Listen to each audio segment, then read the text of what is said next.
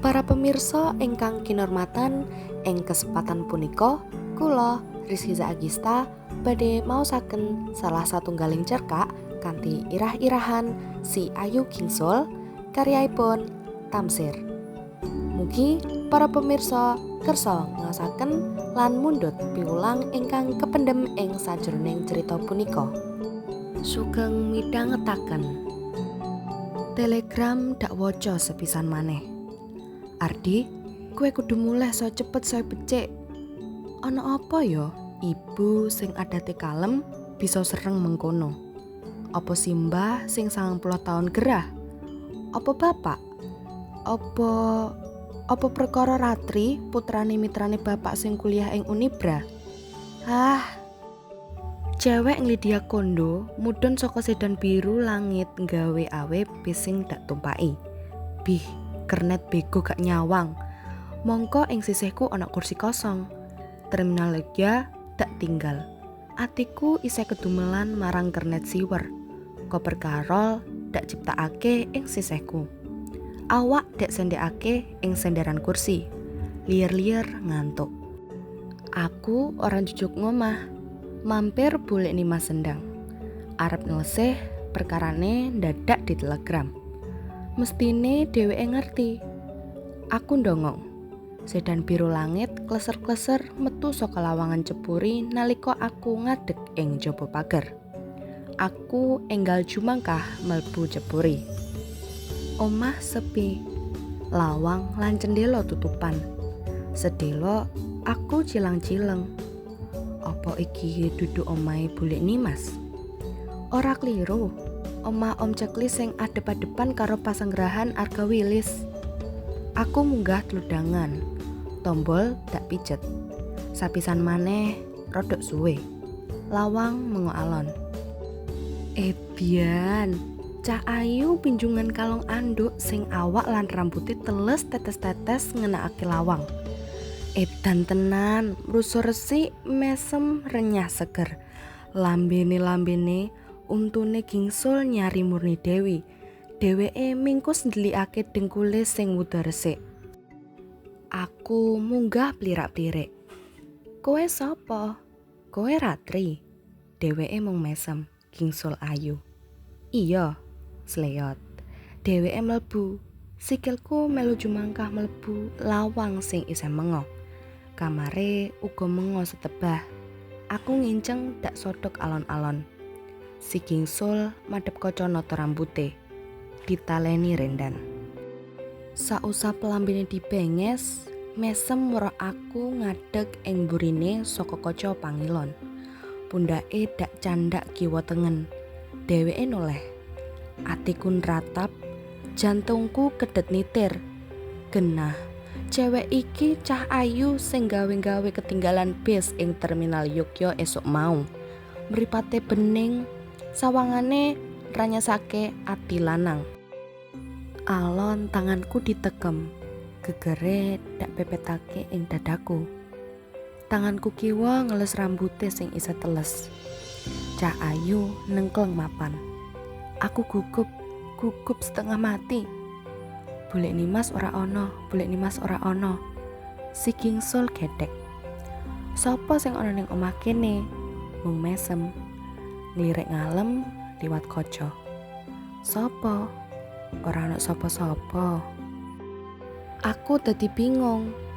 Si gingsul isih mesem, sajak ngerti bingunge ati lanang kapentok ing pacabaya iki. Aku unjal ambekan alon-alon, tanganku dak dudut. Aku jumangkah metu saka kamar kono, mlebu kamar sisihe. Koper tak selehke, dhuwur kenap. Awakku dak banting ing dipan. Aku isih krasa kedetet jantungku ing lelakon sakeplasan kepungkur. Saka kamar sisih keprungu lagu kisah buku hariankune Pramita sing ngepop melankolis. Atiku saya toto. Lagu saka tip ganti Nurlela lirih. Koper tak buka. Anduk kuning gading tak dudut.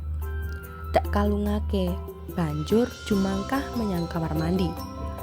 Lambeku singsat singsit lirih ngetukake lagu sing keprungu lirih saka kamare si Gingsul. Gebyar-gebyur banyu pagulungan seger, awak ringsek dientrok-entrok bis 8 jam bali pulih kekuatane. Rampung lawang dak kamar dak buka. Kaget si Gingsul sing isih mung pinjungan kuwi ndaplang nyegati dalan ing lawang kamar mandi. Aku gedhe-gedhe nyawangi awak sing mulus ngono kuwi. Mesem ngalem karo nyawang mripatku. Ana apa cah manis? Mas Ardi nemu telegram. Heeh. Ana apa? Ngerti?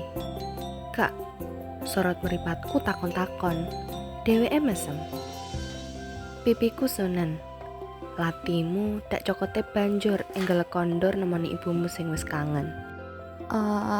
Ana apa toh? Pak Lek karo Bulek Nimas barang iki mau menyang endi ta? Wis ana daleme ibumu, ngenteni tekamu. Enggal kondoro, saya cepet, saya becik. Si Gingsul dak sun pipine manut. Lambeku dicokot, digeget-geget. Rangkulan dak udari.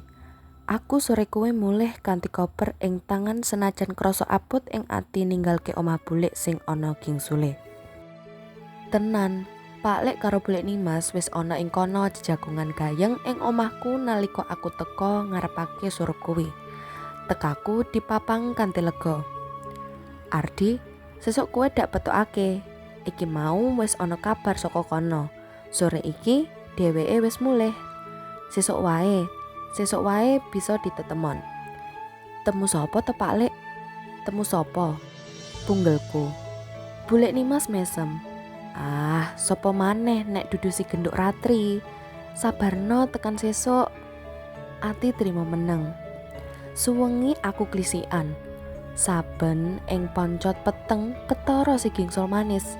Lelakon endah mau sore dak delikake saka pengertene Pak Lek lan Bulek Nimas.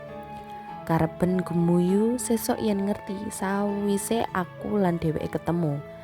Aku mesam-mesem ing ati. Ditemokake sakwise lambe-lambeku ketemu. Mau bengi turumu angkler takone Bulek Nimas nalika sedane Pak Lek munggah dalan gedhe ing wayah srengenge segenter. Iya ki Bulek. Ngimpi apa? Aku mesem. Banjur ketemu widadari. Sedane terus bandang. Dalan saya rame. Mlebu kutha, rindhik mlebu parkir restoran Nilakandi. Aku mudhun. Ana sedan biru langit manyak kleser-kleser ninggalake parkiran. Tangan wedok saka njero gawe metu. Bulek Nimas nimbangi. Atiku nratap. Cetha si Gingsul sing mripate ndelik ing mburi kacamata ireng. Edan tenan cah iki. Pak Lek ora sumambung. Sapa Bulek? Takonku gemeter. Cah Gingsul kuwi beli sik ora jamak. Simpenane majikane Pak Lekmu kuwi. Prepet. Pandelengku kemepyor saknalika. Dina kuwi uga aku bali menyang Yogya. Ora kelakon ketemu prawan ratri sing digadang-gadang dening keluarga bakal dadi jodohku. Kapan ketemu aku ora ngerti. Cekap semanten cerkak si Ayu Gingsul ingkang saged kula aturaken. Mugi saged maringi piwulang lan panglipur dhateng para pemirsa. Matur nuwun sanget.